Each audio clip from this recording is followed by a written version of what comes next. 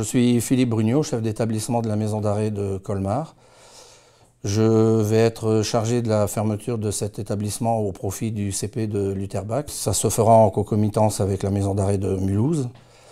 Je vais être surtout appelé à accompagner le personnel dans cette fermeture, mais aussi les personnes détenues, parce que ça va faire un gros changement pour beaucoup de personnes, y compris les services administratifs et tous les partenaires extérieurs. J'ai commencé ma carrière en 1983 dans l'administration pénitentiaire en qualité de surveillant. Après cette année passée au centre de détention de Melun, j'ai pris connaissance du fonctionnement d'un plan 13 000 avec l'ouverture de la maison d'arrêt d'Aix-en-Provence. J'ai ensuite accédé au grade de premier surveillant. J'ai été affecté à la maison d'arrêt de Grenoble, où j'y ai passé 12 années avant d'être promu chef de service. Affecté à la maison d'arrêt de Strasbourg en 2006. Promu capitaine puis chef de détention dans cette structure, j'ai été promu ensuite adjoint au chef d'établissement à la maison d'arrêt de Chambéry en 2011.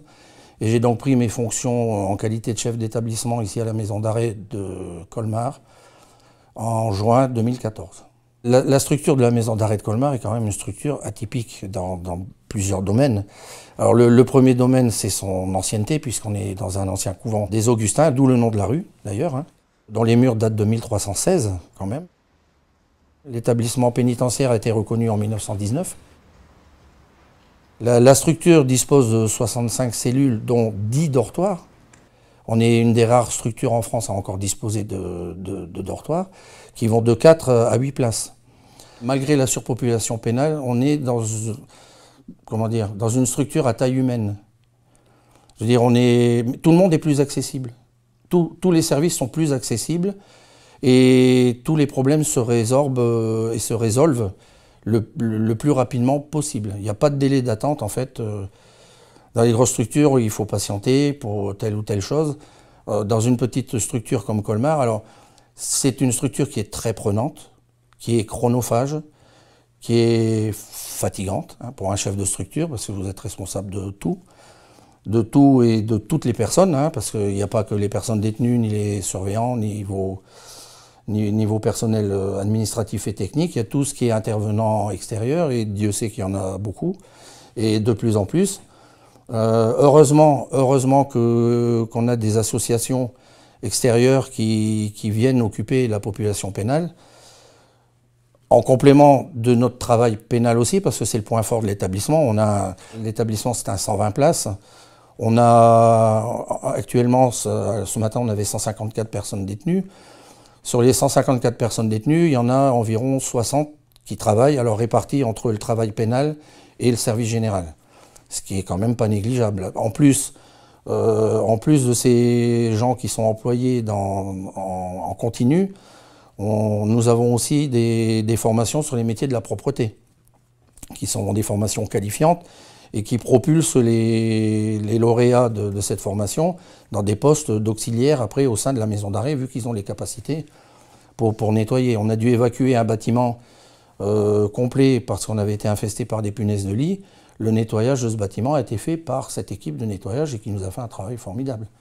Et donc on arrive à joindre l'utile à l'agréable, former les gens, les payer, les diplômer et aussi les utiliser si besoin dans la structure, en cas de coup dur.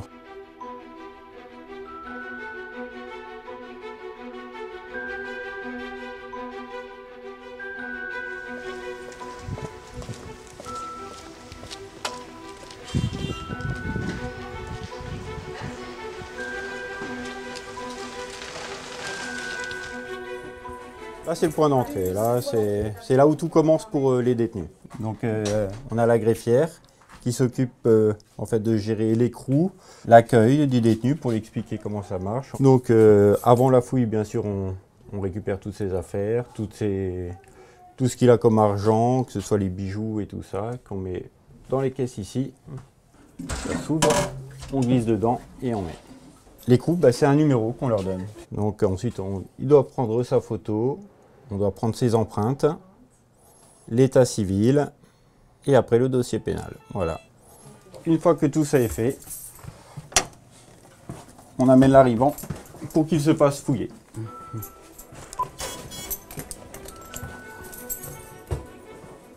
Donc on le fait passer ici. Ensuite, on le met dans cette salle pour le fouiller. On le met à nu, hein, et on le fouille complètement, lui et ses affaires. Donc ensuite, le PCI a eu l'identité bien sûr du détenu par le greffe et la porte. Donc automatiquement, il le marque sur les tableaux d'effectifs et il a un cahier à remplir pour noter l'arrivée d'un nouveau détenu, quoi, hein, avec son nom et son écrou. Donc la salle de contrôle ici, c'est le PCI. Donc ça nous permet de voir tous les passages de chaque détenu à tous les étages, de contrôler la sécurité, de voir aussi pour les agents s'il y a un moindre souci. Par exemple, les alarmes, quand elles sonnent, c'est ici qu'elles sonnent.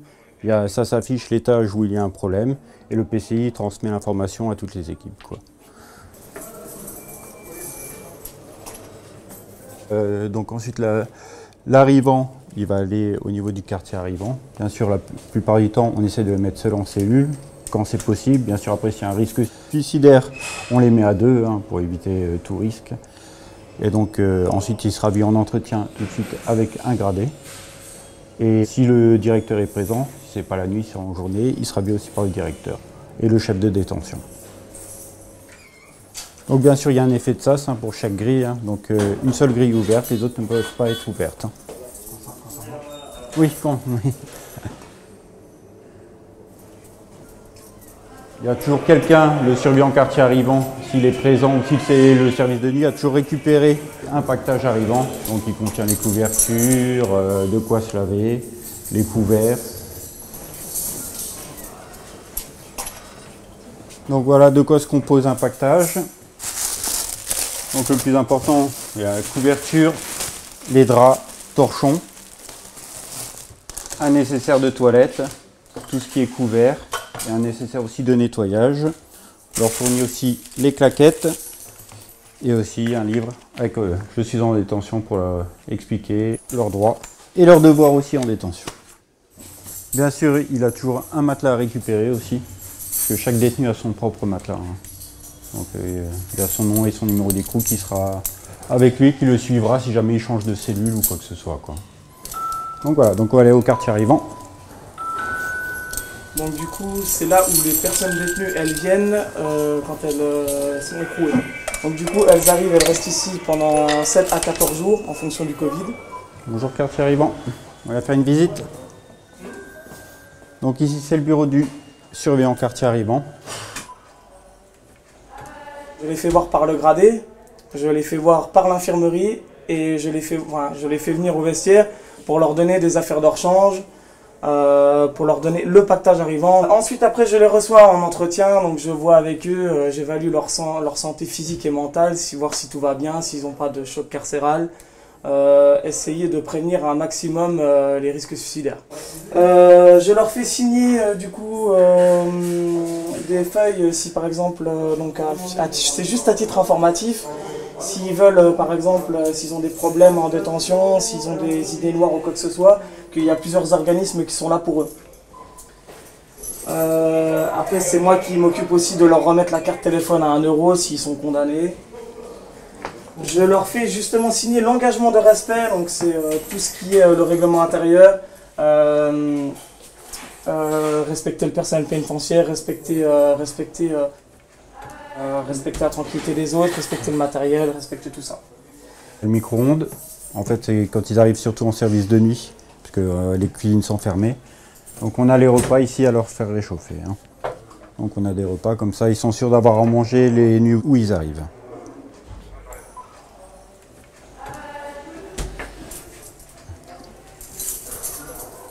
Voilà, bah si tu vois, on est libre. Donc on va regarder une cellule.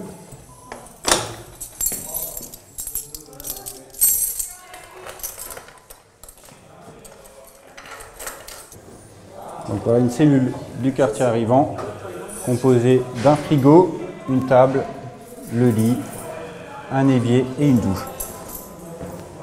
Donc il y a 20 ans, en fait, il n'y avait pas de douche en cellule. Donc c'était dans le bureau, c'était des douches collectives, quoi. Les détenus aussi ont le droit au téléphone, hein. Quand ils arrivent, on leur donne 1 € pour qu'ils puissent prévenir leur famille, quoi. Donc là, c'est les boîtes aux lettres. Donc il y a le courrier intérieur, c'est-à-dire quand ils doivent écrire au SPIP ou alors à un gradé ou quoi que ce soit, et le courrier extérieur pour envoyer à leur famille. La deuxième boîte, c'est l'UXA, c'est l'infirmerie. Donc c'est s'ils ont un problème pour prendre un rendez-vous avec un docteur. C'est le quartier disciplinaire. Donc il y a 2 cellules de toute la détention en fait.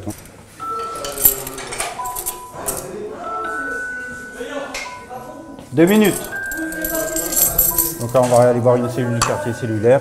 Donc là, c'est le quartier cellulaire, c'est la prison dans la prison. C'est pour ceux qui font des bêtises dans la prison. S'il n'y a pas d'autre moyen de les résumer, c'est ici qu'ils atterrissent. Donc à la différence des autres cellules aussi, le quartier disciplinaire, il y a toujours une grille avant. Donc on n'est pas en confrontation directe avec lui quand on ouvre la cellule et on a tout de suite la vue sur lui, quoi. Avant, c'était jusqu'à 45 jours. Maintenant, ça n'arrive jamais. Maintenant, ils prennent 15 jours maximum. Donc au quartier disciplinaire, hein, il n'y a pas de télé.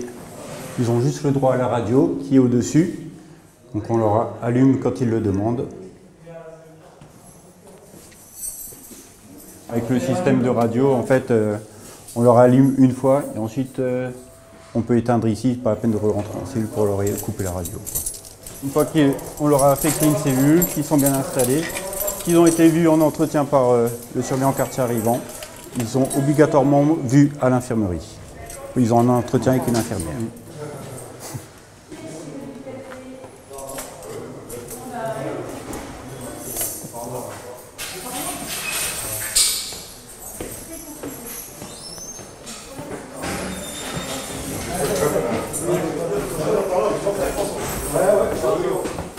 Oui, tu peux ouvrir.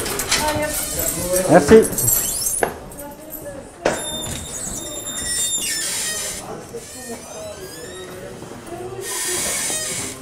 C'est ici qu'en fait commence la deuxième station, hein. Donc on a l'étage UXA.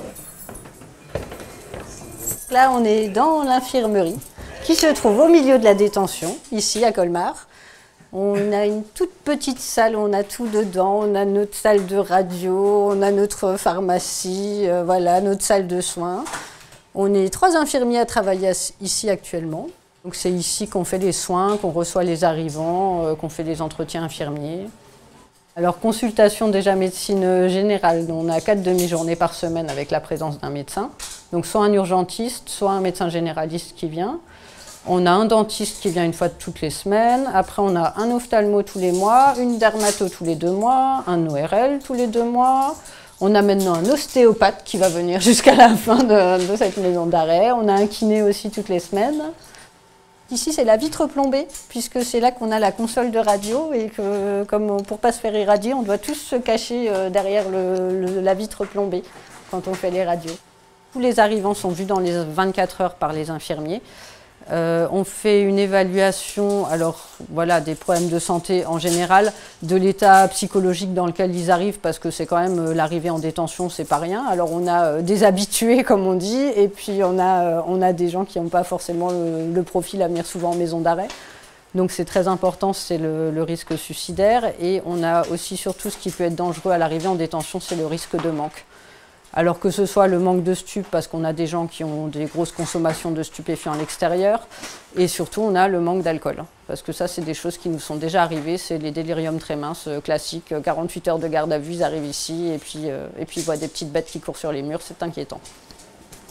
Salut. Tu peux leur montrer l'évacuation aussi, Ah, la chaussette, oui. Voilà, ça c'est nos coffres à stupes, avec la réserve de méthadone et la réserve de Subutex, entre autres. Et puis cette belle grande porte, c'est notre chaussette d'évacuation d'incendie. Si un jour il y a le feu, comme on est enfermé, qu'on n'a pas les clés, on a une chaussette qui nous emmène en cours de promenade. La chaussette descend directement sur la petite cour. Voilà, sur la cour de promenade des arrivants. Donc voilà notre réserve de pharmacie. Alors on a des gens qui viennent prendre les traitements chez nous déjà. Et puis après on a des barquettes qu'on distribue. Alors on leur donne 24 heures de traitement. Après on ne vérifie pas les prises de médicaments. C'est un lieu de vie ici. Donc les gens, c'est comme dehors, les médicaments sont prescrits, on les distribue. Après on ne sait pas forcément si c'est pris ou pas. Après, il faut savoir qu'en maison d'arrêt, les gens sont beaucoup en cellule, donc ça leur permet aussi de faire une petite coupure dans la journée, de venir à l'infirmerie. Donc c'est vrai qu'on fait très facilement venir les gens à l'UXA. En plus, on a l'avantage chez nous d'être au milieu de la détention, donc même quand la grille de l'UXA est fermée, ils arrivent à tendre le bras à travers la grille, à ouvrir la porte du bureau. Donc tout va bien, on a beaucoup de passages comme ça, imprévus. Après, on a aussi souvent des gens qui viennent et qui finalement ne veulent pas de médicaments, ils voulaient juste voilà, sortir un peu de la cellule, venir discuter.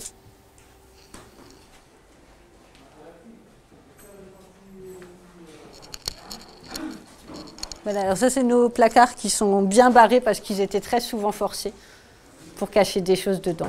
Ça c'est la salle d'attente de l'UXA. Notre table de radio aussi, parce que parfois on a besoin de faire des radios allongées, donc on a une table de radio. Donc ça c'est le bureau de consultation du médecin généraliste, de l'ophtalmo aussi, donc on a tout le matériel de l'ophtalmo. C'est là qu'intervient aussi le kiné. Donc ça, c'est le bureau des psychologues. Voilà. Et ça, c'est le cabinet dentaire. Le cabinet dentaire qui fait aussi office de bureau de consultation pour les psychologues et les psychiatres, parce qu'on n'a pas beaucoup de bureaux ici.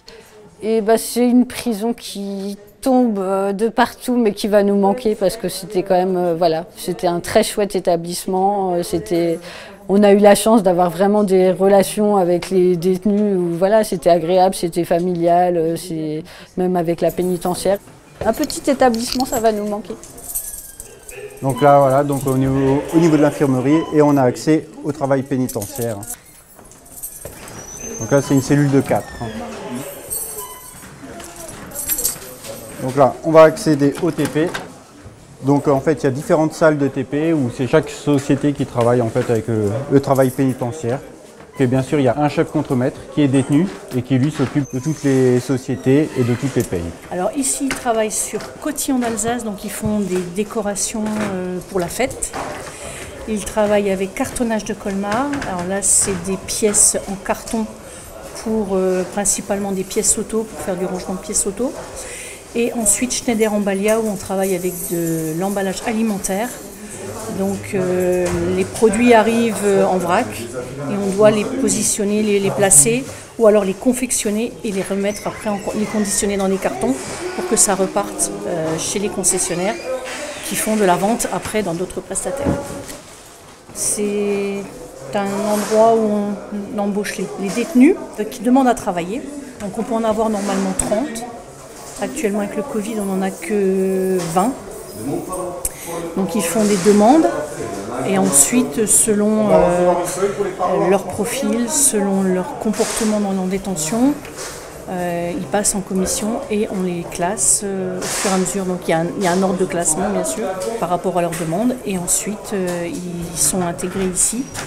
Donc, le problème de la maison d'arrêt de Colmar, c'est qu'on n'a pas possibilité de faire rentrer des camions.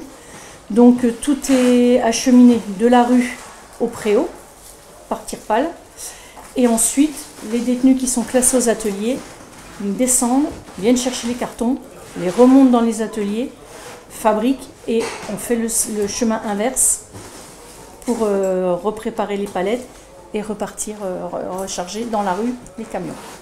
Donc là, vous allez avoir le deuxième atelier qui est aussi petit que l'autre, donc 7 personnes mais là 5. Alors le matin, je prends les détenus à 7h30 et ils travaillent en continu jusqu'à 13h15. À 13h15, on a les repas qui arrivent par barquette, on les réintègre en cellule et ensuite ils vont manger en cellule. Et les après-midi, parfois on travaille, donc cet après-midi on va travailler, mais c'est sur le volontariat, je ne peux pas les imposer. Donc quand vraiment on a vraiment, là étant donné qu'on a moins de détenus, on a du travail, le travail reprend dans les entreprises, on est obligé d'être réactif. Donc je demande aux détenus s'ils veulent rester. S'ils restent, on comptabilise ce qu'ils font l'après-midi, jusqu'à 3h30. Et donc, et ceux qui ne veulent pas rester ou qui ont des activités aussi à faire à côté, ben je les laisse rentrer en cellule à 1h15. Voilà. Donc là, vous avez du cartonnage. Ça arrive comme ceci.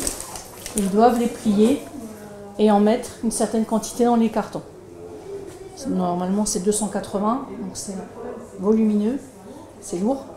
Il y a beaucoup de manutention, c'est ça qui est un peu problématique. Je suis toute seule. Toute seule pour la surveillance, toute seule pour descendre le matériel. Alors l'inconvénient qu'il y a ici, c'est que quand je suis en bas pour les livraisons, parce que je m'occupe des livraisons jusque dans la rue, les détenus sont seuls. Mais bon, il y a des caméras partout, donc c'est le PCI qui s'occupe de la surveillance, le temps de mon absence. Le problème, c'est qu'ils savent très bien qu'en fait, s'il y a un souci ici à l'atelier, ils perdent leur travail. Ils perdent le travail. Donc c'est pour ça que ça arrive, mais c'est très rare.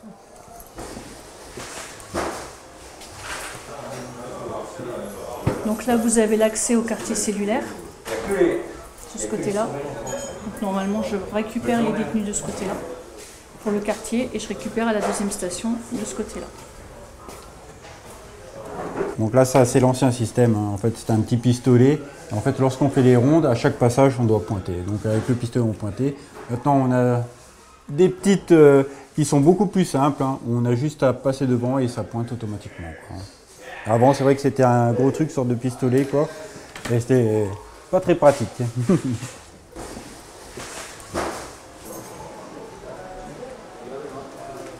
Donc là, vous êtes dans le grand atelier, où normalement j'ai 16 personnes. Donc là, il y en a 9. Donc on se sert de cet atelier aussi pour le stockage. Donc l'arrivée, le départ, derrière. Et donc les détenus font le même travail que les autres ateliers, mais bon, ils ont beaucoup plus de place.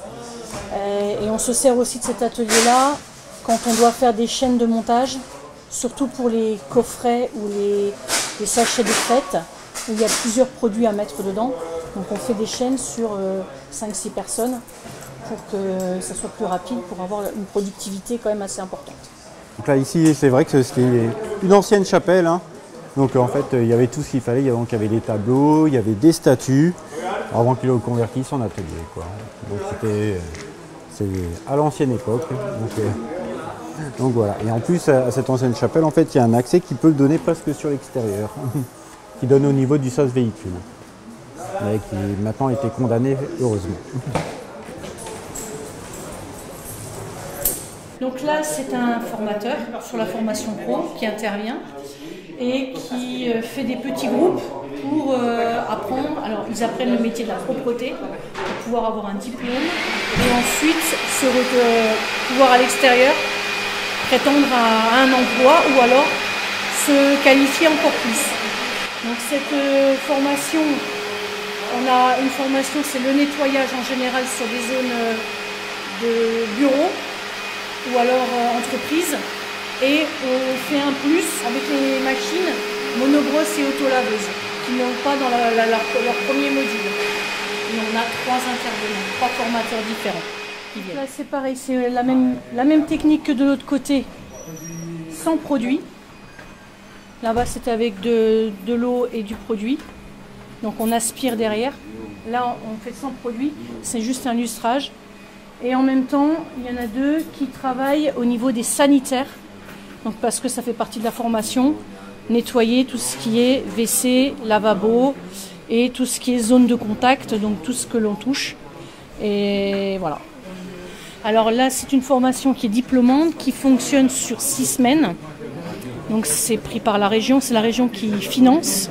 Et ils peuvent avoir soit ils ont le diplôme à la fin, et ensuite ils peuvent soit se perfectionner en prenant des modules supérieurs ou alors pouvoir prétendre à un emploi et faire du nettoyage à l'extérieur. Attends, on passe, on monte.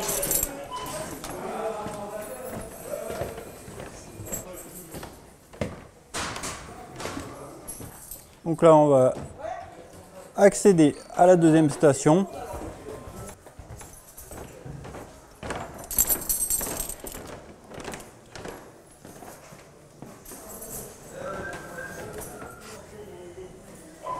Donc ici c'est la deuxième station, hein. Donc c'est surtout à la deuxième station qu'on a 2 cellules de détenus isolés qui sont à protéger. Donc c'est des dortoirs de 8 et de 6. Donc ceux-là sortent justement en promenade isolée. Donc ils sortent qu'à midi et c'est tout, quoi.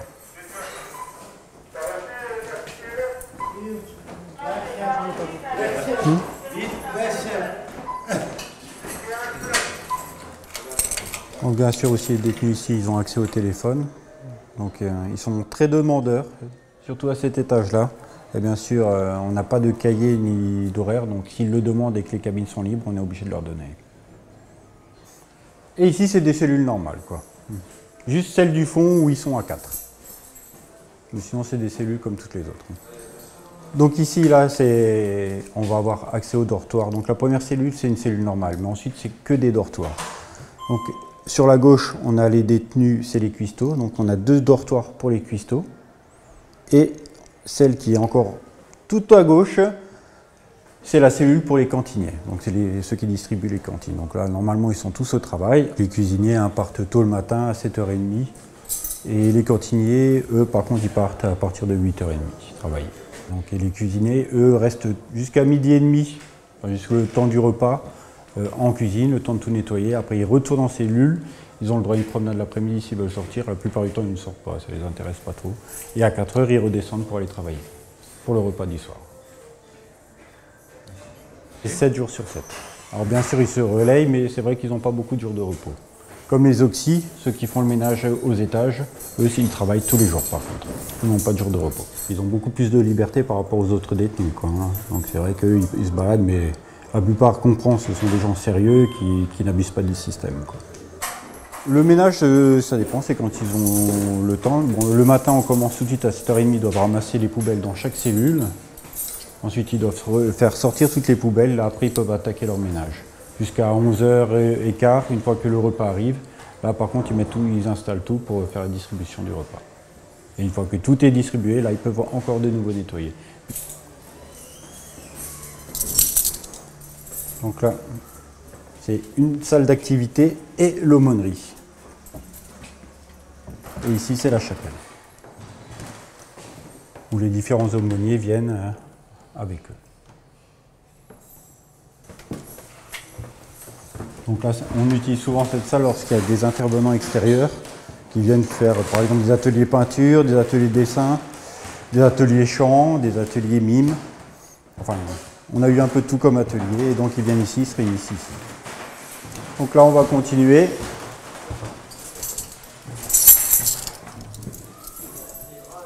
On va traverser le dernier couloir de la deuxième station. On va voir tous les dortoirs pour enfin accéder au quartier cellulaire. À la deuxième station, on considère que c'est des détenus un peu plus calmes, quoi. Donc, qui se tiennent à carreau, qui ne font pas de bruit. Le quartier cellulaire, c'est des détenus un peu plus jeunes, un peu plus foufou, comme on dit, quoi, qui sont un peu plus véhéments, mais bon, après, maintenant, le quartier, ça se passe bien.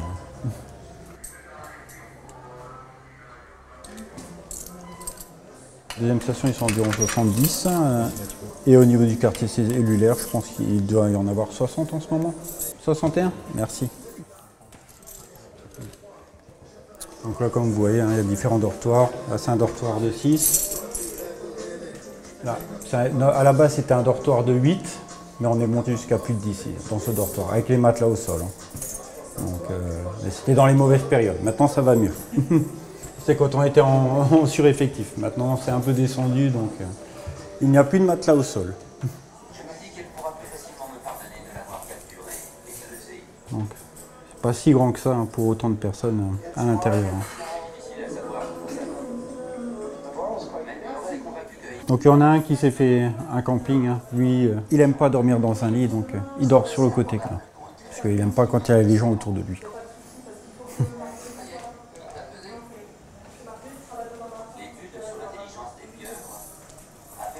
Donc bien sûr, heureusement, ils ont la douche en cellule.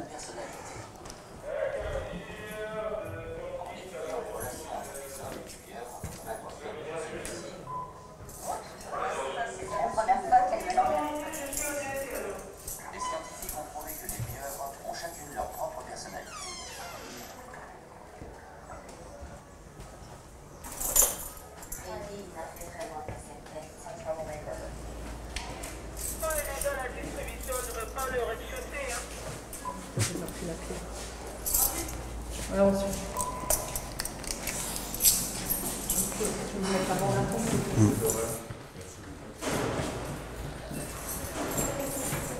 là, nous rentrons au sein de l'école. On se trouve actuellement dans la salle 1, qui est la salle de l'ULE, donc de l'unité locale pour l'enseignement, la salle la plus grande. Donc dans cette salle, on a essentiellement les enseignements d'anglais, de français, de maths, les cours, je veux dire, où il y a beaucoup de monde. On a une autre petite salle, c'est la salle informatique, où on sera plus en petits groupes. Alors la bibliothèque, vous voyez qu'elle est bien rangée. Ce n'est pas de mon fait. On a un bibliothécaire qui est auxiliaire de détention, donc c'est son travail, il est détenu et il est formé justement pour gérer ce fonds de livres. Alors ce fonds de livres, on a une partie qui nous est propre et une partie qui provient de la médiathèque départementale. Donc on va pouvoir faire le topo de ce que l'on enseigne à l'ULE. Donc une partie journal, on a un journal de l'école, on y consacre la matinée. Avec une partie PAO, c'est-à-dire programmation assistée par ordinateur, pour la mise en page, et une partie donc rédaction. Donc on est un peu en comité de rédaction, on a régulièrement 5 personnes pour rédiger. Alors, en maison d'arrêt, ça tourne énormément, donc le tout c'est d'avoir toujours un groupe qui permette de générer des articles, quoi. Puis ensuite on a de l'informatique. Quand je dis informatique, il est bien clair qu'on est en détention et que la limite de l'enseignement de l'informatique, c'est Internet. Il n'y a pas de connexion Internet. En revanche, on va pouvoir récupérer un site Wikipédia que l'on a aspiré et ils vont pouvoir expérimenter ça. C'est clairement les limites de l'enseignement, je veux dire, actuellement, quoi. C'est cet accès au numérique qui pose des problèmes évidents de sécurité. On essaie de composer avec, mais ça devient de plus en plus dur puisque les formations par correspondance sont principalement accessibles maintenant par la voie numérique. On a également des cours de code de la route. Donc code de la route, on ne passe pas le code en prison.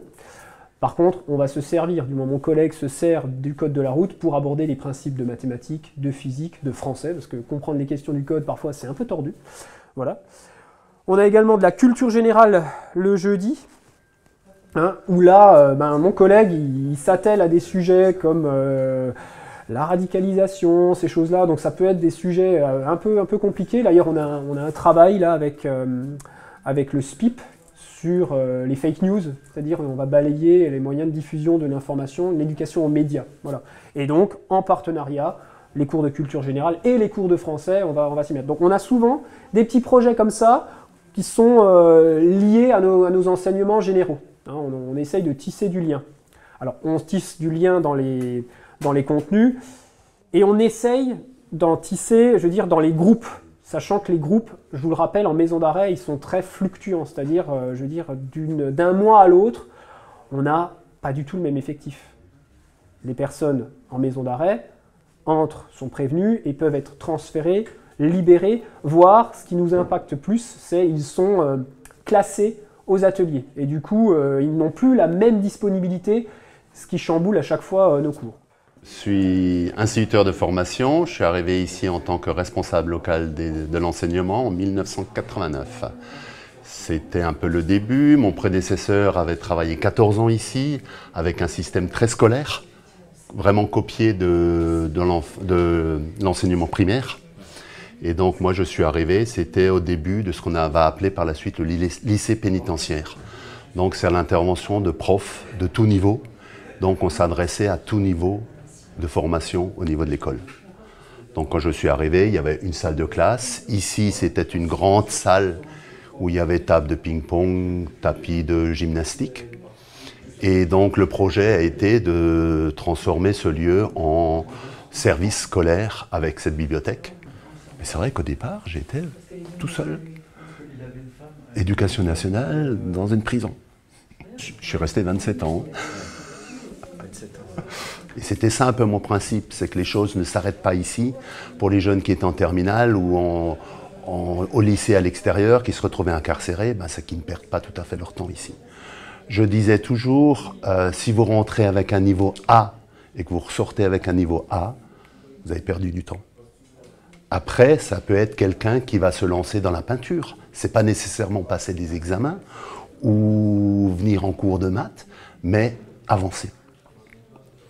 Après, c'est vrai que, je vais revenir un peu en arrière, par rapport, quand on est arrivé, on a mis un peu la pagaille dans l'établissement. Hein. Les surveillants n'avaient pas l'habitude de gérer autant de groupes, que ça bouge autant qu'il fallait chercher les gens en cellule, qu'il fallait les faire monter. Donc, j'avais un peu mes moyens, mes petits trucs par rapport aux surveillants. Donc, je me souviens d'un vieux surveillant, il s'appelait Monsieur Léon. Quand je l'appelais, je lui disais « Monsieur Léon, je viens vous embêter. Il me faut telle personne. » Et ça marchait. Après, il y en a où c'était plus compliqué, mais on a toujours réussi à fonctionner. Je faisais partie d'une association à l'extérieur, une association culturelle. Donc, mon but, c'était de ramener la culture en prison. On a commencé par des stages de percussion en été. Après, des stages de théâtre. Petit à petit, au départ, c'était des petites choses. Alors, on travaillait surtout l'été parce qu'il n'y avait pas de cours. Il n'y avait pas d'autres activités. Après, c'était des ateliers de peinture, des ateliers de théâtre. Et ces choses continuent à un niveau beaucoup plus important puisque le SPIP a repris ce côté culturel en charge avec ses activités. Donc, je m'appelle Marguerite Rodenstein et je viens à la maison d'arrêt depuis une trentaine d'années. À l'époque, je suis venue ici pour donner des cours de lutte contre l'illettrisme, puisque on sait bien qu'en France, il y a une 15% d'illettrés, mais en prison, il y en a bien davantage. J'ai donné ces cours de lutte contre l'illettrisme un petit peu, comment je vais dire, j'étais très déçue, puisque en fait, les personnes qui en avaient vraiment besoin ne venaient pas. C'est comme quand on vous demande d'aller quelque part où vous êtes en échec, vous n'allez pas courir, hein, d'autant plus qu'ici, tout est basé sur le volontariat. Donc, ceux qui venaient, c'était vraiment avec beaucoup de réticence. Et puis, ils disaient toujours « j'ai la honte puisque je suis illettrée ». Moi, je ne sais pas pourquoi ils sont là. Et je ne veux pas le savoir, je ne demande jamais. Mais très souvent, ils ont envie de le partager et de dire ce qui les a amenés entre ces quatre murs. La situation n'est pas facile du tout pour les détenus qui sont là, ni pour les détenus d'ailleurs, ni pour les surveillants. Puisqu'il faut dire que les surveillants, eux aussi, sont derrière les murs pendant de longues années. Évidemment, eux, ils peuvent rentrer. Mais je crois qu'on leur demande beaucoup de choses. On leur demande d'être éducateur, d'être psychologue, d'être un peu tout, un peu tout. Et donc, c'est difficile, c'est très difficile. Un jour, j'ai découvert les ateliers d'écriture. Or, les ateliers d'écriture, c'est une action de lutte contre l'illettrisme. C'est une manière d'apprendre de façon ludique, sans que pour autant mettre les intéressés en situation d'échec. En atelier d'écriture, on peut écrire ce qu'on veut, et avec ou sans faute, peu importe. Et puis personne n'a le droit d'émettre le moindre jugement de valeur par rapport au contenu de l'écrit, ce qui est absolument génial, puisque de ce fait, tout le monde est content de ce qu'il écrit et c'est très valorisant pour l'intéressé. Ce qui fait que depuis 25 ans, j'anime un atelier d'écriture donc à la maison d'arrêt, à raison de 2 séances par semaine. Pendant les congés scolaires, généralement, je viens pratiquement tous les jours, puisqu'il n'y a rien d'autre qui se passe. Et les détenus attendent souvent avec impatience. Souvent, des personnes ont des parloirs fantômes, ce qui veut dire qu'on leur annonce une visite et puis personne ne vient. Et ça, c'est extrêmement difficile. Ce qui veut dire que quand ils peuvent jeter un petit peu leur tristesse, leurs mots sur le papier, je ne veux pas dire que ça l'enlève totalement, mais ça permet d'évacuer quelque peu. C'est ça, un petit peu l'atelier d'écriture. Bon, il y a quand même certaines contraintes. Il y a notamment les contraintes de temps, de durée. Une fois qu'ils ont écrit leur texte, en une séance, les séances durent soit 2 heures, soit 3 heures. Moi, j'emporte le texte que je saisis par ordinateur et je le rends la semaine suivante et chacun lit son texte devant tout le monde. Dernier bout de chemin ici, puisque la prison va être transférée à Lutterbach. Mais dernier bout de chemin pour moi aussi, puisque je vais arrêter après une trentaine d'années. Je pense qu'il est bon que la relève se fasse. Voilà. Le sentiment partagé, je veux dire, de tous les enseignants, je veux dire, en milieu carcéral, c'est vraiment de se sentir utile, parce qu'on est vraiment, on est toujours confronté à, bah, tiens, il me manque ci, il me manque ça, je veux dire, on comble des vides et on les élève justement.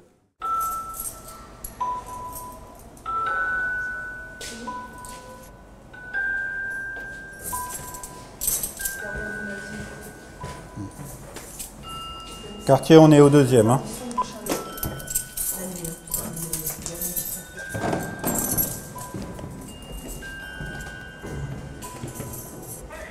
Donc là, le quartier cellulaire, c'est sur 3 étages. Hein. Donc on a 3 grandes coursives comme ça. Quoi.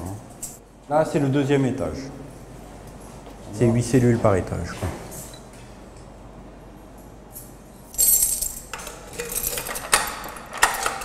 Donc, vous voyez, ils sont à 2, voire à 3 dans des cellules comme ça. Quoi. Donc c'est plus petit que la deuxième station quand même. Hein.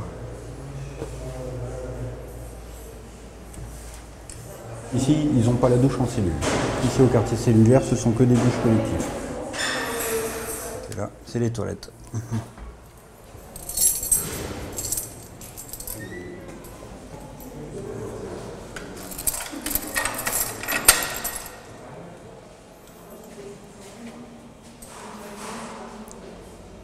Donc quand ils demandent la douche, les douches se trouvent à ce niveau-là.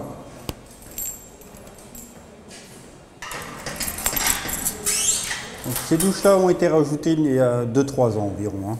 Avant c'était juste la porte ici où ils avaient accès. C'est la lumière. Ouais.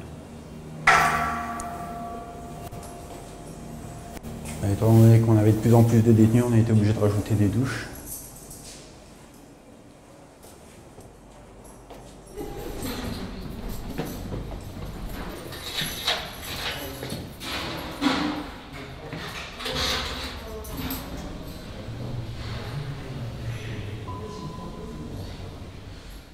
Donc ici, là, c'est le bureau des surveillants. Hein. Ils sont toujours à 2 pour les 3 étages. Donc ils ont leur tableau d'effectifs, leur ordinateur pour gérer tous les mouvements, puisque maintenant, on gère tous les mouvements par ordinateur dès qu'on en fait un. Donc la petite porte là en face, ça permet à la surveillante du travail pénitentiaire de récupérer les détenus affectés au quartier, qui travaillent chez elle. Elle a les détenus au niveau de la deuxième station, qu'elle récupère justement avec l'autre porte de l'autre côté, quoi. Et ça évite que les détenus des différents ateliers et différents étages se croisent trop souvent. Donc ici, c'est la boîte aux lettres des cantines. Hein. Donc en fait, ils ont des petits papiers où ils peuvent cantiner ce qu'ils veulent un petit peu, hein, que ce soit de la nourriture, des produits de toilette ou d'hygiène ou quoi que ce soit, quoi. Et donc ils le mettent dans cette boîte et après c'est livré à différents jours de la semaine, quoi. Ici, c'est la boîte aux lettres pour le courrier intérieur et pour le courrier extérieur. Donc en fait, ils postent leur courrier lorsqu'ils doivent écrire, que ce soit au SPIP ou alors à quelqu'un de la détention, un surveillant ou un gradé ou au directeur même, ils posent ici, quoi. Et ici, c'est la boîte aux lettres pour les UXA, les infirmeries. Quand ils ont un petit problème, un petit bobo, pour prendre rendez-vous, ils doivent déposer un papier là-dedans et c'est récupéré chaque matin à 7 h. Là, c'est la salle du coiffeur aussi. Donc on les fait venir un par un s'ils ont pris rendez-vous avec le coiffeur. Et là, au fond à droite, c'est des douches. Et donc là, ici, on se trouve au rez-de-chaussée du quartier. Donc ici, on a accès aussi à la salle de musculation qui a été vidée. Hein. Il n'y a plus rien là, elle est en réfection. Donc bien sûr ici on n'a pas un système où ils peuvent nous appeler avec donc ce qu'ils utilisent c'est des petits bouts de papier qui font passer à travers la fenêtre et là on sait qu'ils veulent quelque chose. Donc ce n'est pas grand chose, des fois c'est un petit problème, il n'y a que comme ça qu'ils peuvent nous appeler ou alors ils tapent aux portes mais on préfère qu'ils mettent le petit bout de papier et qu'ils attendent qu'on passe devant leur cellule. Et donc on est obligé de faire des rondes régulières, hein, vu qu'on n'a pas de voyant ni rien pour les appels de cellules, donc on est obligé de descendre et monter plusieurs fois, voir s'il n'y a pas des drapeaux aux cellules.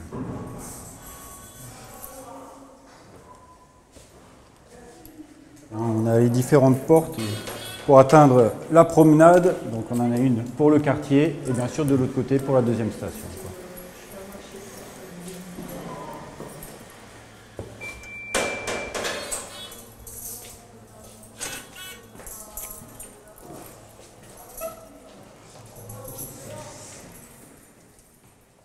On va aller voir la cour.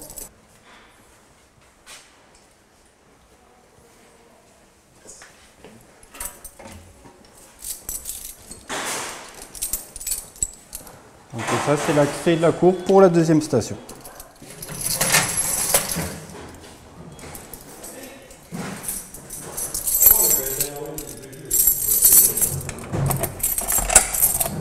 Et voilà la cour de promenade.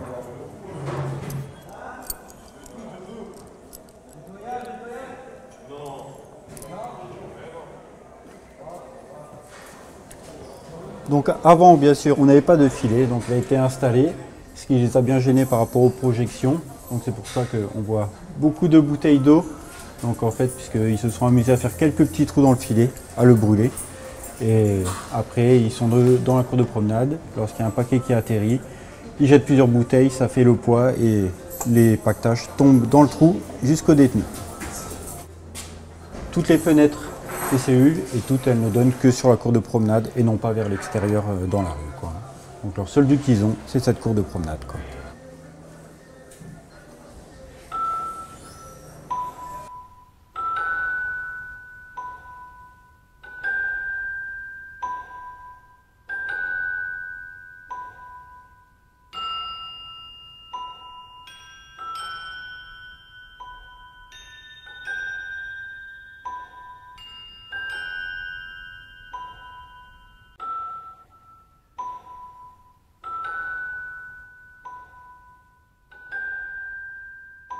Je suis surveillante pénitentiaire, aujourd'hui brigadier depuis décembre 2003. J'ai eu la chance d'arriver ici, donc un petit établissement dit familial, quoi, puisque en règle générale, en début de carrière, c'est plutôt des très gros établissements comme Paris, ou on avait aussi Marseille ou la Corse. J'étais parmi les premières arrivées au niveau des examens. Et j'ai donc pu choisir ce petit établissement. Je ne savais pas qu'il y avait une prison à Colmar, donc pour vous dire qu'on n'en entendait pas vraiment parler. On a toujours eu moins de 200 détenus, avec pour beaucoup des détenus qui reviennent assez souvent. Il y a des détenus que je connais depuis le début, quoi. Ils m'ont vu arriver stagiaire, moi je les ai vus arriver jeuneaux. Aujourd'hui j'ai 40 ans, eux pareil. Donc il y a déjà ce premier point, et on peut aussi évoquer la structure particulière de la maison d'arrêt. Donc vous connaissez déjà la prison, vous savez qu'en règle générale c'est plus des coursives longues, quoi. Alors qu'ici, déjà il y a beaucoup d'escaliers, donc des coursives beaucoup plus courtes. Et on a aussi, je veux dire, c'est très vétuste. Alors là, aujourd'hui ça va mieux, mais quand je suis arrivée, il y avait quand même certaines cellules qu'on appelait les grottes. Et je veux dire, on va dire qu'on était quelque part... on était obligé un petit peu, c'était pas une obligation, mais il y avait quand même une contrepartie. Les détenus avaient peut-être un petit peu plus de passe-droit que dans un établissement beaucoup plus grand et beaucoup plus récent, quoi. Je veux dire, on va plus être dans le social, on va aussi avoir plus le temps de discuter avec les détenus, alors que dans les grands établissements, c'est vraiment les mouvements, heures de promenade, heures de douche. Là, on va quand même pouvoir avoir des discussions, on va parfois pouvoir plaisanter. C'est ce que j'appelle l'établissement un peu familial, quoi. Qu'on ne retrouvera plus arrivé à Lutterbach. Ce ne sera plus du tout le même rythme de travail.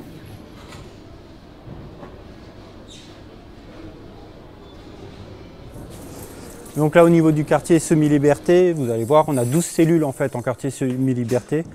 Là, je crois qu'on n'a qu'un détenu en semi-liberté, on n'en a pas beaucoup. Hein, donc, ils sortent le matin, la plupart quand ils travaillent, et après ils reviennent le soir.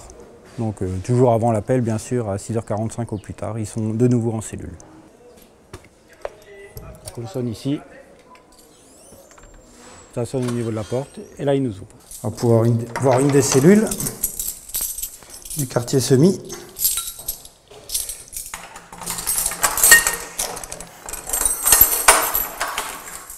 Certains, ils ont juste des permissions, puisque certains sont en semi-liberté mais n'ont pas de travail. Donc ils ont juste des permissions pour chercher du travail. Donc eux, c'est des horaires un peu plus restreints, ils doivent rentrer le midi et repartir l'après-midi. Mais certains, ils partent toute la journée, et quand c'est le week-end, ceux qui travaillent, ils ont le droit des permissions qui leur permettent d'être le week-end à leur maison.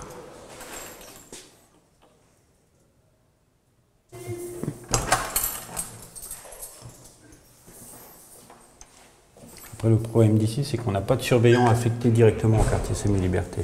Donc c'est juste les dispos ou la fouille de temps en temps qui passe, mais c'est vraiment très rare. À part, bien sûr, tous les matins on contrôle et le soir aussi. Mais en journée, il y a très peu de monde qui y passe, quoi, en fait. Donc ils se gèrent vraiment tout seuls. Donc c'est une petite cour, mais ça leur suffit, ils sont bien contents de pouvoir sortir comme ils veulent, quoi.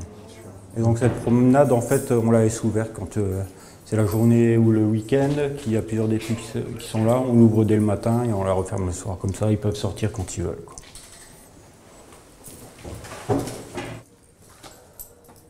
Ils sont seuls, tout le temps en cellule, quoi. Bon, par contre, eux aussi, ils n'ont pas la douche en cellule, hein. Les douches sont au 2e étage du quartier semi. Donc le quartier semi-liberté aussi, c'est sur 3 étages. Donc là, pour l'instant, il n'y en a qu'un seul qui est occupé. Donc ici, les étages sont dispositionnés pareil, hein. Je suis major pénitentiaire au sein de la maison d'arrêt de Colmar. Je suis ici depuis 2000. Alors je suis partie 2 ans entre-temps au CP de Nancy pour monter en grade, mais je connais l'établissement depuis 2000. Mes fonctions ici, c'est adjointe au responsable de détention, donc je gère à la fois la détention, mais aussi je suis responsable, on va dire, du service des agents. Donc je gère tout le personnel de la maison d'arrêt de Colmar. Je porte l'écusson de la maison d'arrêt de Colmar, donc, où apparaît le blason de la ville de Colmar et la cigogne blanche, emblème de l'Alsace. Alors, les familles qui demandent à voir un détenu au parloir font une demande de parloir. Pour les prévenus, la demande est faite auprès du tribunal et pour les condamnés auprès du chef d'établissement. Donc, quand ils ont obtenu leur permis de visite, ils prennent rendez-vous auprès du responsable parloir, soit par téléphone, soit par l'intermédiaire de la borne qui se trouve à la porte d'entrée. Et une fois qu'ils ont obtenu leur rendez-vous, ils se présentent à la porte. Quand c'est leur tour de parloir, l'agent parloir vient récupérer les familles par cette porte.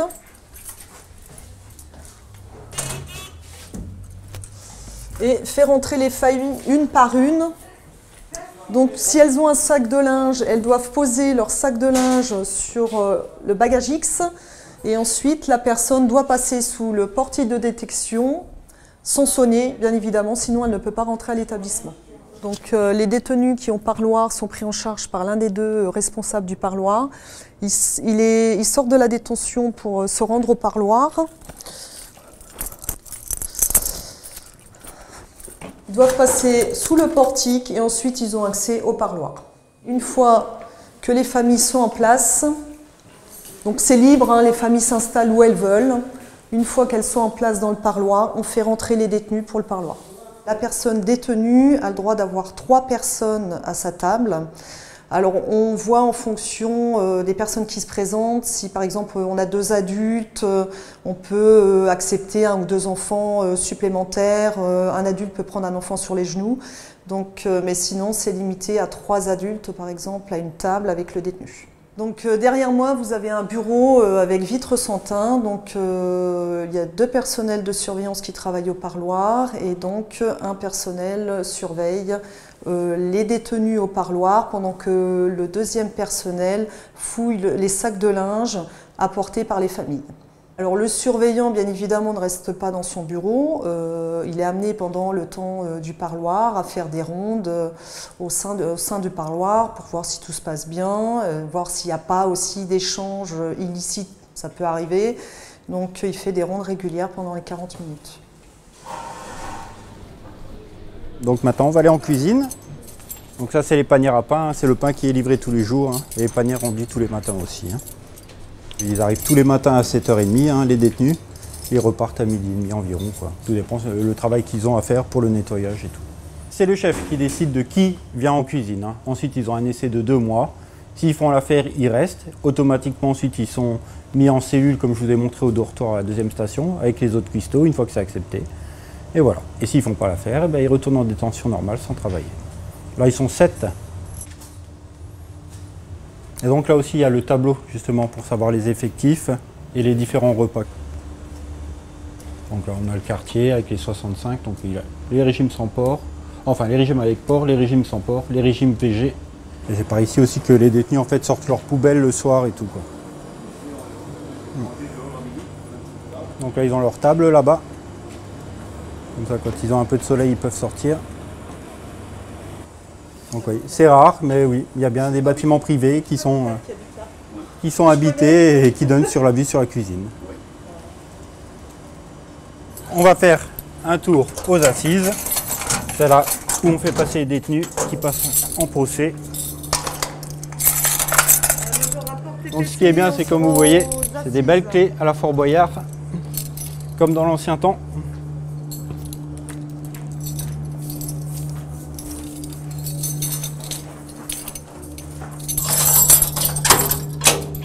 On va juste faire attention à la tête quand vous passez. Quand on n'a pas l'habitude, on se cogne.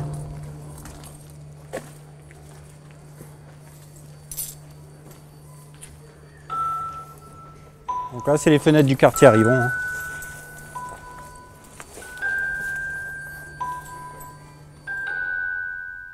Donc ça, c'est les anciennes clés. Et celle-là, on continue de l'utiliser pour le passage aux assises. Major, à travaux, on arrive. Donc là, nous allons nous rendre à la cave, la maison d'arrêt de Colmar.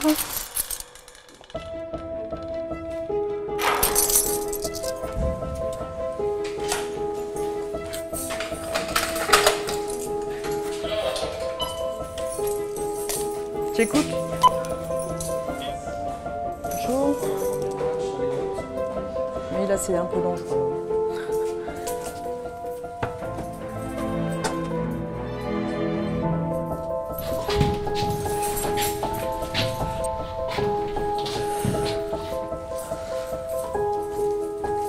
Donc ici la porte, l'ancien mitard. On peut voir la porte déjà d'entrée là, avec des gonds assez solides.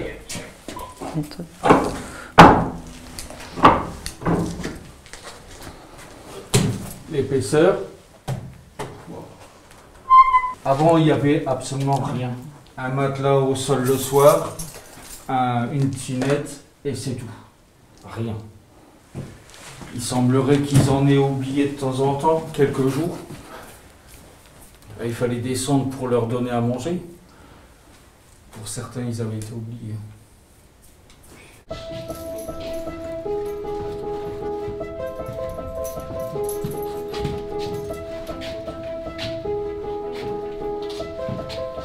C'est bon. 1, 2, 3, 4. 4 marches à partir de là. Faites attention. Ici, c'est une des réserves à charbon. C'est une des anciennes. Il y avait des trappes. Là, c'est la rue. C'est la rue des Augustins. Il y a plein de petites niches à droite à gauche. Ici, non. Des détenus, non. Peut-être que du temps des couvents, peut-être.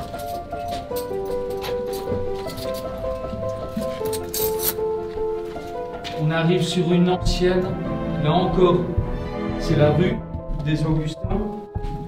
sur une réserve de charbon. On en voit encore des résidus, des passages, des alvéoles pour des statuettes, des aérations qui mènent vers des pièces qui ne sont plus recensées. Là et là. Bon, là c'est rue Berthe-Molly, hein, donc c'est une annexe de l'établissement pénitentiaire en fait. C'est effectivement ici des logements de fonction. Et donc c'est vraiment une très vieille bâtisse. Et au centre, vous verrez, il y a une petite rigole pour l'eau. Avant il y avait un puits, et au fond de ce puits, il paraîtrait qu'il y a un trésor. Paraîtrait. J'ai essayé de faire creuser mes fils, ça n'a pas marché. Ils n'ont pas voulu, mais donc apparemment, voilà, cette cour est remplie vraiment d'histoire. Cette bâtisse est vraiment remplie d'histoire et on le sent, je trouve, quand on va à l'intérieur parce qu'il y a une espèce de pression. Enfin, c'est assez. Vous verrez. On va voir ça. Hein. Donc cette cour est surnommée la cour des miracles. Alors pourquoi? Parce qu'en fait, il n'y a pas eu de miracle là-dedans. Par contre, il y a eu des actes de torture pendant la guerre, en fait. Hein. Puisque c'est toute la bâtisse, hein, idem comme la prison, c'était un couvent, mais ça a été aussi une prison pendant la guerre. Quoi, hein.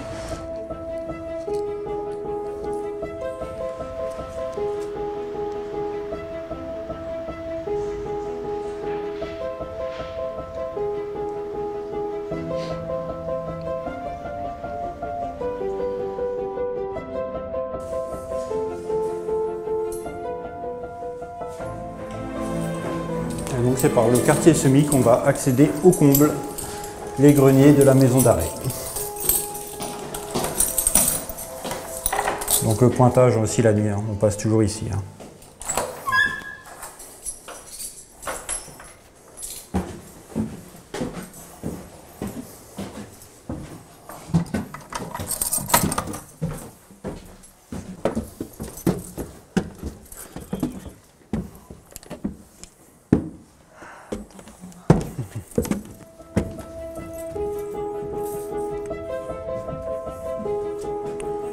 Et donc là, c'est vraiment qu'une petite partie des combles. Hein. Là, vous allez voir, quand on va passer au-dessus de la détention, c'est assez gigantesque.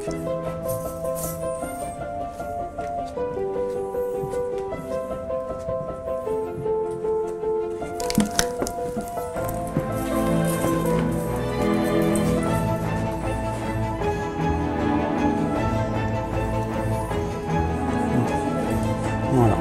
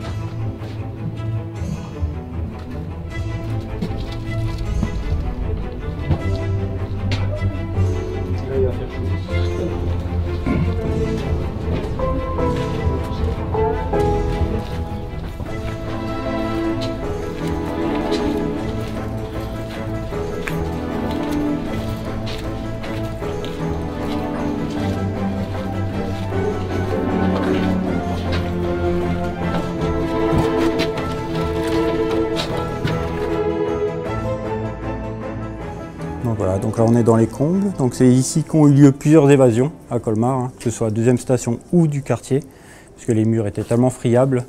Donc même à la petite cuillère, ils étaient capables de creuser le mur et de sortir la nuit. Hein. Ils commençaient à 7 h le soir une fois qu'on avait fermé, et puis le temps de creuser, ils passaient entre les rondes et c'était bon, quoi. Et après ils se retrouvaient ici, au niveau des combles. Ils soulevaient quelques tuiles. Bien sûr, certains avaient préparé des draps pour passer de l'autre côté. Et donc voilà, et après ils n'avaient plus qu'à longer le mur et descendre dans la rue, quoi. Alors après, bien sûr, après ces premières évasions, on a fait couler une chape de béton qui a été mal faite, enfin qui n'a pas été faite aux bons endroits. Donc ça fait qu'on a eu une nouvelle évasion malgré la chape de béton, quoi. Bon, sauf que cela avait été quand même fort parce qu'ils étaient passés par un petit tuyau qui était large comme ça. Donc ils avaient été très doués. Hein. Ils sont descendus en rappel. À partir du toit, ils arrivent sur le trottoir. Le trottoir de la rue des Augustins. Hein. C'était vers 4 h du matin. Parce que ce n'était pas la caméra extérieure de l'établissement qu'ils avaient filmée, mais la caméra du tribunal de grande instance à l'époque, hein, qui est devenu depuis le tribunal judiciaire de Colmar, qui a pris l'image, qui balayait le trottoir. Le matin à 6 h, le gradé qui se présente pour prendre son service, il voit le grappin qui descendait le long du mur. Donc ça l'étonne, il passe, il arrive, il pose la question à l'agent qui était à la porte, s'il s'est passé quelque chose. L'agent, visiblement, n'était pas au courant. Donc le personnel de service des nuits n'était absolument pas au courant. Donc lui, il appelle le chef d'établissement, qui m'appelle, comme moi j'habitais juste à côté. Il me dit, ben, écoutez, va voir, on m'a dit qu'il y a quelque chose, comme tu es juste à côté, va voir. Donc je me suis déplacé très rapidement, 6h10. Je suis arrivé et j'ai vu, parce que pour arriver à l'accès à la porte d'entrée de l'établissement, je suis passé devant ces grappins-là, j'ai vu effectivement, avec des traces de pieds, je me suis dit, certainement quelqu'un est parti. Je suis allé au poste de contrôle, j'ai demandé que l'on vérifie dans toutes les cellules si tout le monde est présent, donc on a commencé à faire un appel nominal. Et là on me dit, ben tiens, il y a une cellule qui ne répond pas. Et quand ils ont ouvert la porte de la cellule, effectivement, il n'y avait personne. Il n'y avait personne, et il m'a dit, ben, dans la cellule, il n'y a personne. Il dit, ben, il n'y a personne, vérifiez quand même s'il y a un bris, quelque chose comme ça. Et quand il a regardé dans les toilettes, il dit, mais il y a un trou au niveau de sanitaire qui monte vers le toit. Dans la matinée, ils ont été récupérés. L'un a été dirigé vers la maison d'arrêt de Strasbourg et l'autre vers la maison d'arrêt d'Épinal. Et depuis, la chape a été recoulée et maintenant, on n'a plus aucun souci. On a les détecteurs de mouvement maintenant et en plus, dès qu'il y a un mouvement, la caméra se fixe sur le mouvement en fait. Hein. Donc déjà, il y a une alarme qui se déclenche quand il y a un mouvement et l'alarme, puisqu'on a plusieurs caméras, elle se fixe automatiquement sur l'endroit où il y a du mouvement. Donc là, on sait qu'on est filmé directement au niveau du PCI qui nous voit en gros plan. Et là, comme vous voyez, on a des fenêtres aussi ici à ce niveau-là, qui donnent sur la cour de promenade et sur le filet. En fait, ça nous permet de récupérer les projections, des fois, quand elles ne sont pas trop loin, quoi. Donc on a une sorte de petit filet de pêche pour qu'on puisse récupérer. Je suis arrivée à la maison d'arrêt de Colmar donc en 2000 et j'étais la première femme à travailler en détention homme. Donc quand je suis arrivée ici, j'étais toute jeune surveillante. Les surveillants hommes avaient déjà quelques années d'ancienneté et c'est vrai que quand ils m'ont vu arriver, ils m'ont pas vu arriver d'un très bon œil. Donc j'ai pas été très bien accueillie au départ, mais au fil des mois, ils ont vu comment je travaillais et j'ai un surveillant qui est venu me voir, un ancien surveillant, qui m'a dit franchement, je suis agréablement surpris de te voir travailler comme ça. Donc c'est vrai qu'après, ça s'est détendu et ça se passe très bien. Ça fait sur 25 ans de service, 23 ans que je travaille en détention homme.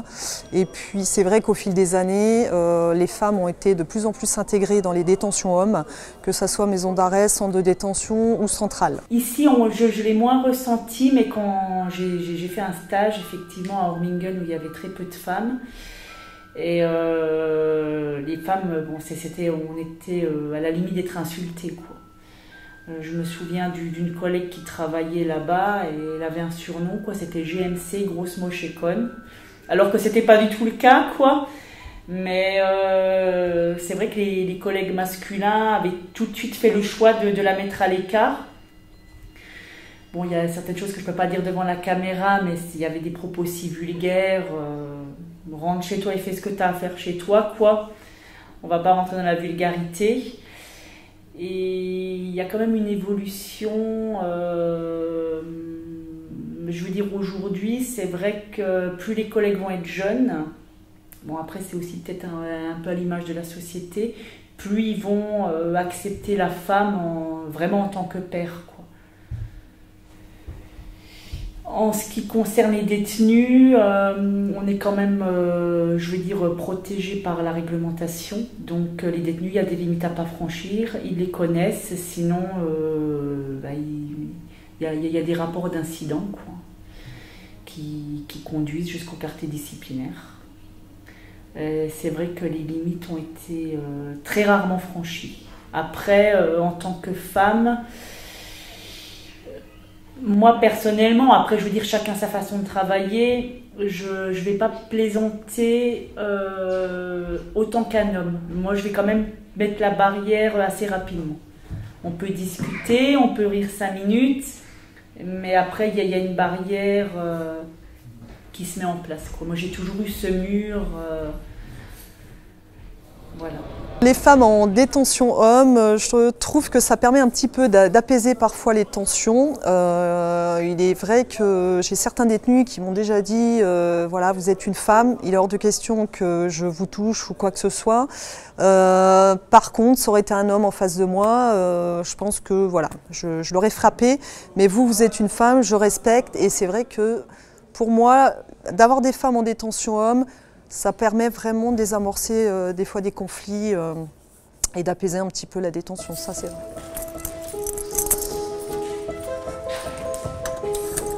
Voilà, là où sont classés tous les dossiers et les fiches pénales.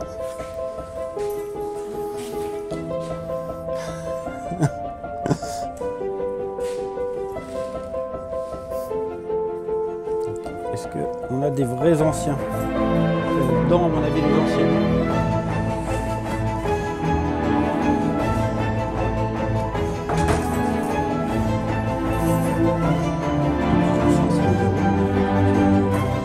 Là-haut.